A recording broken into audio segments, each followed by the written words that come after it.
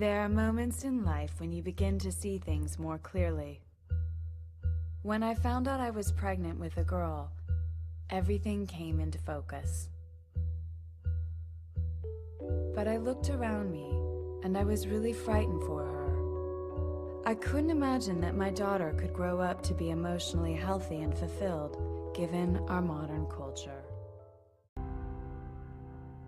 We see so much in the media that there's so much negativity towards women and their weight and how they look, and it's just a representation of the pressure we feel to conform to men's ideals. There's this concept of the perfect woman who looks this certain way, and because women may not look that way, they're scrutinized.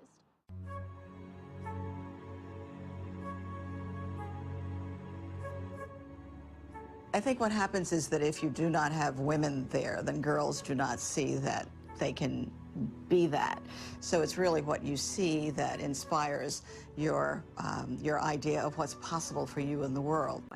When press representations of women who are running for the highest office in the land are focusing, for example, on how women look instead of what they've done or their issue positions, that's got to impact the audience in terms of how they evaluate and judge those women. One of the things it does is it trivializes them. It makes women seem less powerful. For example, media will write in the same way about a man and a woman. Senator X, who's a woman, complained that. And in the same thing, Senator Y stated that. So the man will get a stated, and the woman will get the negative verb, complained. One of the key ways in which media played a role in the primary was to talk about Hillary Clinton's ambition as though it were a bad thing. The media can be an instrument of change. It can maintain the status quo and reflect the views of the society, or it can hopefully awaken people and change minds. I think it depends on who's piloting the plane.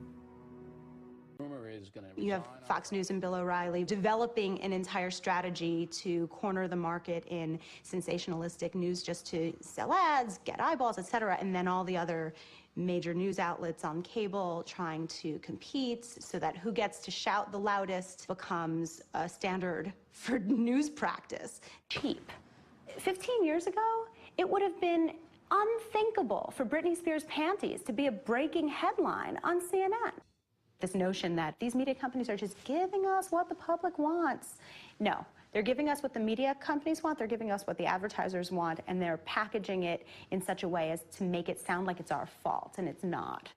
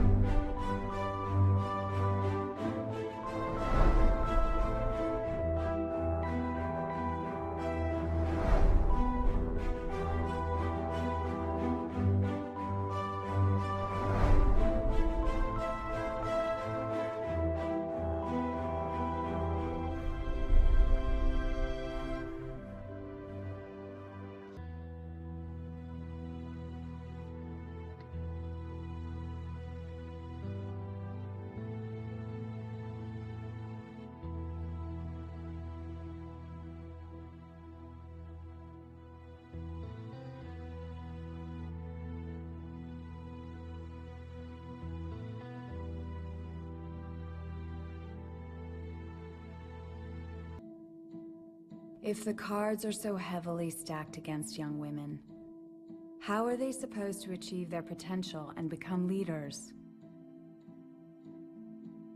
We can't turn a blind eye to how the media impacts our culture and harms both our daughters and our sons. We need to challenge the media conglomerates to value women for more than their youth, beauty, and sexuality, and we must hold these companies accountable.